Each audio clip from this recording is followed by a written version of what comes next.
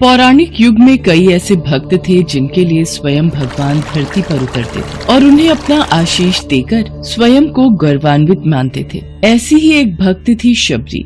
शबरी का असली नाम श्रमणा था। ये भील समुदाय की शबर जाति से संबंध रखती थी। इसी कारण कालांतर में उनका नाम शबरी हुआ। इनके पिता भीलों के मुखिया थे। उन्होंने श्रमणा का विवाह एक भील कुमार से तय किया था, लेकिन आदिवासियों की एक प्रथा थी, किसी भी अच्छे कार्य से पहले जानवरों की बलि दी जाती थी। इसी प्रथा को पूरा करने के लिए शबरी के पिता शबरी के विवाह के एक दिन पूर्व 100 भेड़ बकरियां लेकर आए। तब शबरी ने पिता से पूछा, पिताजी, इतनी सारी भेड़ बकरियां क्यों लाए हो?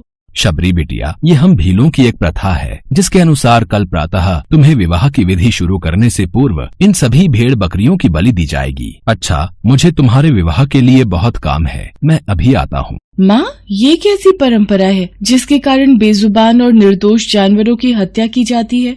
बेटी, ये प्रथा शुरू से ही चली आ रही है। मेरे विवाह के समय भी ऐसा ही हुआ था। प्रथा के बारे में सुन शबरी को बहुत दुख हुआ। वो पूरी रात उन भेड़ बकरियों के पास बैठी रही और उनसे बातें करती रही। उसके मन में एक ही विचार था कि कैसे वो इन निर्दोष जानवरों को बचा पाए। तब एकाएक शबरी के मन में ख्याल आता है, नहीं, मेरे कारण इन निर्दोष पशुओं की बलि नहीं दी जाएगी। मुझे भोर होने से पूर्व ही घर से भागना होगा। मैं भली भांति जानती हूँ, अगर एक बार मैं इस तरह अपना विवाह छोड़कर घर से भागूंगी तो कभी इस घर में मुझे वापस आने का मौका नहीं मिलेगा। शबरी के माता पिता गहरी निद्रा में सो रहे थे। शबरी उनको आखिरी बार प्रणाम करके घर से निकल जाती हैं, जिसके बाद शबरी एक घने जंगल में पहुंचती हैं। शबरी जंगल में भटक रही थी। तब उसने शिक्षा प्राप्ति के उद्देश्य से कई गुरुवरों के आश्रम में दस्तक दी, लेकिन शबरी तुच्छ जाति की थी, इसीलिए उसे सभी ने दुत्कार के निकाल दिया। तेरा इतना साहस कि तू हमसे शिक्षा ग्रहण करने के विचार से आई है। तू एक तुच्छ जाति की भील कन्या है, इसलिए हम तुझे शिक्षा देकर स्वयं को पाप के भागीदार नहीं बना सकते। तू अभी के अभी ये आश्रम छोड़कर चली जा। तेरे लिए इस आश्रम में कोई स्थान नहीं है। ऋषिवर की बातों को सुनकर शबरी शांत भाव से उन्हें प्रणाम करके वहाँ से चली जाती है। शबरी भटकती हुई मतंग ऋषि के आश्रम पहुँचती है। प्रणाम मुनिवर। जीती रहो पुत्री, कौन हो तुम? मुनिवर, मेरा नाम शबरी है। शबरी ने अपना परिचय देते हुए मतंग ऋषि से शिक्षा प्राप्ति की इच्छा व्यक्त की। मतंग ऋषि ने शबरी को सहर्ष अपने गुरुकुल में स्थान दे दिया। अन्य सभी ऋषियों ने मतंग ऋषि का तिरस्कार किया, लेकिन मतंग ऋषि फिर भी अपने कथन से पीछे नहीं हुए। उस दिन से शबरी ने गुरुकुल के सभी आचरणों को आसानी से अपना लिया और दिन रात अपने गुरु की सेवा में लग गई। शबरी जतन से शिक्षा ग्रहण करने के साथ साथ आश्रम की सफाई, गौशाला की देखरेख, दूध दोहने के कार्य के साथ साथ सभी गुरुकुल के वासियों के लिए भोजन बनाने के कार्य में लग गई। कई वर्ष बीत गए। मतंग ऋषि शबरी की गुरु भक्ति से बहुत प्रसन्न हुए। मतंग ऋषि का शरीर दुर्बल हो चुका था, इसलिए उन्होंने एक दिन शबरी को अपने पास बुलाया और कहा, पुत्री, मेरा शरीर अब दुर्बल हो चुका है, इसलिए मैं अपनी देह यहीं छोड़ना चाहता हूँ। लेकिन उससे पहले मैं तुम्हें आशीर्वाद देना चाहता हूँ। बोलो पुत्री, तुम्हें क्या चाहिए? हे गुरुवर, आप ही मेरे पिता हैं। मैं आपके कारण ही जीवित हूँ। आप मुझे अपने साथ ही ले जाएं।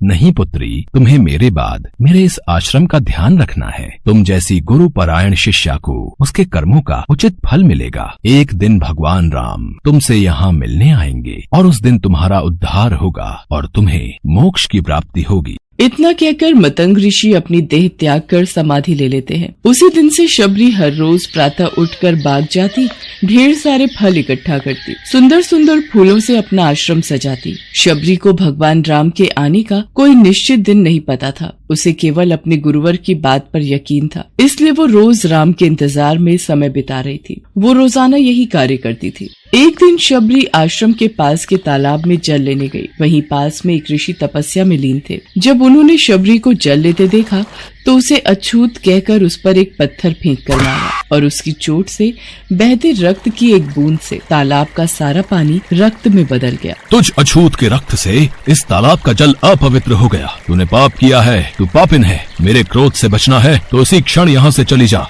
ऋषि के कटु वचन सुनकर शबरी रोती हुई अपने आश्रम में चली गई। उसके जाने के बाद ऋषि फिर से तप करने लगे। उसने बहुत से जतन किए, लेकिन वो तालाब में भरे रक्त को जल नहीं बना पाया। उसमें गंगा, यमुना, सभी पवित्र नदियों का जल डाला गया, लेकिन रक्त जल में नहीं बदला। कई वर्षों बाद जब भगवान राम सीता हरण के बाद उनकी खोज में वहाँ आए, तब वहाँ के लोगों ने भगवान राम को बुलाया और आग्रह किया कि वे अपने चरणों के स्पर्श से इस तालाब के रक्त को पुनः जल में बदल दे। राम, आप अपने चरण स्पर्श से इस तालाब के रक्त को पुनः जल में बदलने की कृपा करें।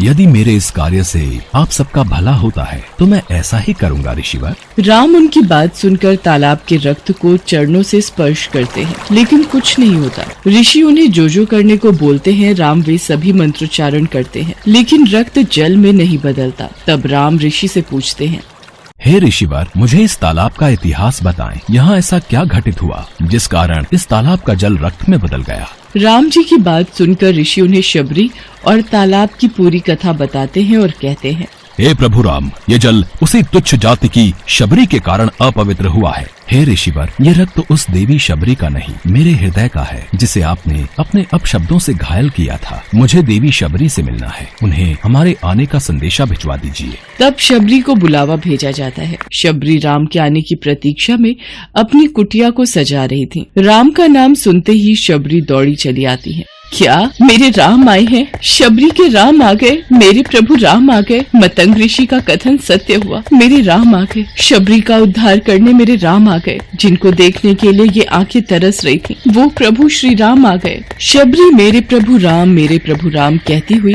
जब तालाब के पास पहुंचती है, तब शबरी के पैरों की धूल तालाब में चली जाती है और तालाब का सारा रक्त जल में बदल जाता है। तब भगवान राम कहते हैं, देखिए ऋषिवर, आपके कहने पर मैंने सब किया, लेकिन ये रक्त भक्त शबरी के पैरों की धूल से जल में बदल गया। राम की बातों को सुनकर ऋषिवर को अपने कथन पर बहुत ग्लानि होती है। शबरी जैसे ही भगवान राम को देखती हैं, उनके चरणों को पकड़ लेती हैं और अपने साथ आश्रम लाती हैं। उस दिन भी शबरी रोज की तरह सुबह से अपना आश्रम फूलों से सजाती हैं और बाग से चक कर सबसे मीठे बेर अपने प्रभु राम के लिए चुनती हैं। वो पूरे उत्साह के साथ अपने प्रभु राम का स्वागत करती हैं और बड़े प्रेम से उन्हें अपने जूठे बेर परोसती हैं।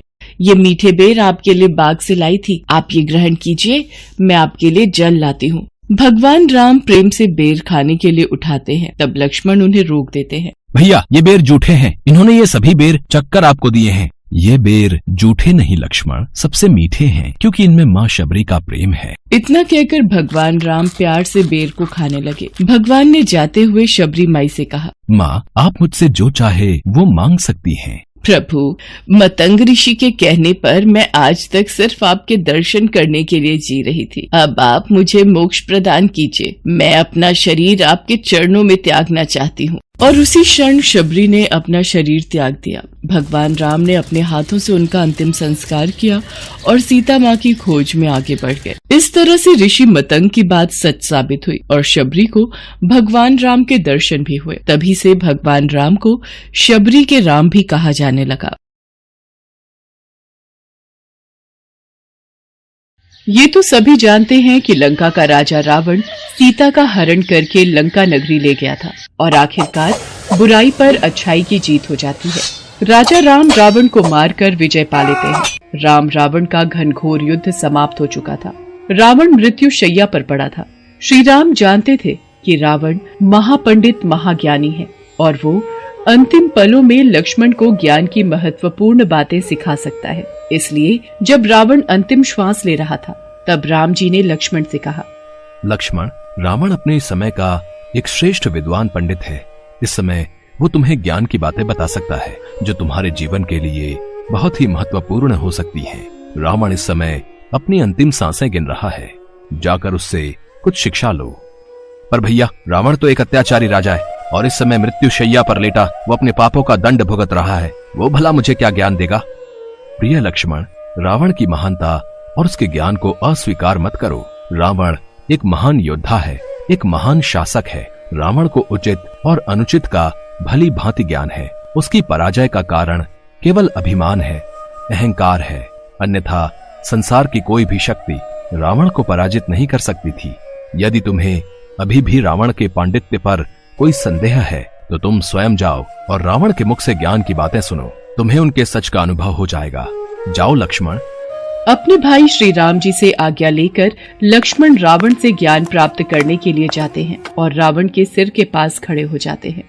मेरे भ्राता ने मुझे आपके पास युद्ध नीति और राजनीति का महत्वपूर्ण ज्ञान लेने के लिए भेजा है।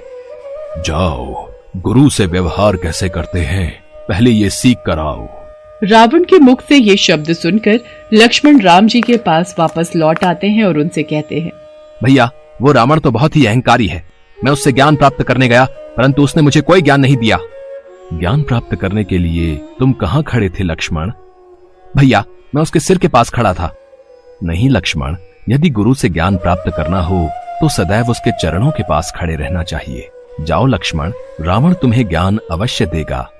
भैया राम की बात को मानकर लक्ष्मण रावण के पास दोबारा जाते हैं और उनके चरणों में झुककर प्रणाम करते हैं। मेरा प्रणाम स्वीकार कीजिए महाराज रावण, मैं आपके पास ज्ञान प्राप्त करने आया हूँ। लक्ष्मण, इस समय तुम मुझसे ज्ञान प्राप्त करने आए हो, इसलिए मैं तुम्हारा गुरु हूँ और गुरु से वार्ता करने में विनम्रता आवश्यक है। यही अनुशासन है और इसका तुम्हें ज्ञान होना चाहिए। लक्ष्मण, पहली नीति कहती है, जब भी कोई संकल्प लो उसे तुरंत पूरा कर दो। शुभ कार्य में देरी नहीं करनी चाहिए और अशुभ को जितना हो सके टाल दो। मैंने संकल्प लिया था, चंद्रमा को पूरा निचोड़कर उसका अमृत निकाल दूंगा, अपने राक्षसों को पिला दूंगा, लंका से एक सीढ़ी स्वर्ग तक लगाऊंगा। राक्षस जब चाहे स्वर्ग जा सकते हैं, जब चाहे स्वर्ग से आ सकते हैं, परंतु विधि को यह स्वीकार नहीं था और मेरा संकल्प वैसे का वैसा ही रह गया। दूसरी नीति कहती है, लक्ष्मण, अपने शत्रु को कभी छोटा मत समझो। शत्रु और रोग, इन्हें कभी भी छोटा नहीं समझना चाहिए। छोटे से छोटे फोड़े भी नासूर बन सकते हैं। छोटे से छोटा शत्रु भी सर्वनाश कर सकता है। तीसरी युद्ध नीति कहती है कि शत्रु पर कभी भी अपना भेद प्रकट नहीं होने देना चाहिए। भेद प्रकट करने वाला भले ही अपना भ्राता क्यों ना हो, उसे क्षमा नहीं करना चाहिए। यदि आज मैं विभीषण को अपनी मृत्यु का राज न बताता तो आज मैं जीवित होता। हर युद्ध की अपनी नीति होती है, इसे काल और परिस्थितियों के अनुसार परिवर्तित करते रहना चाहिए और समय समय पर उसकी समीक्षा भी करते रहना चाहिए। लक्ष्मण, युद्ध संहारक होता है, विनाशक होता है। युद्ध में केवल खोया ही जाता है, पाया कुछ नहीं जाता। जो व्यक्ति अपने आप को संसार से बड़ा मानता है, उसकी दशा मुझ जैसी होती है। लक्ष्मण, राजनीति सदैव प्रजा के हित के लिए करनी चाहिए, जिससे राष्ट्र का उद्धार हो। ज्ञानी भी अहंकार के अधीन होकर सत्य मार्ग से भटक जाते हैं। लक्ष्मण, अहंकार अंधकार का प्रतीक है। अहंकार मनुष्य को विनाश की ओर ले जाता है। इसके पश्चात रावण ने 3 बार राम राम राम बोला और परलोक सिधार गया।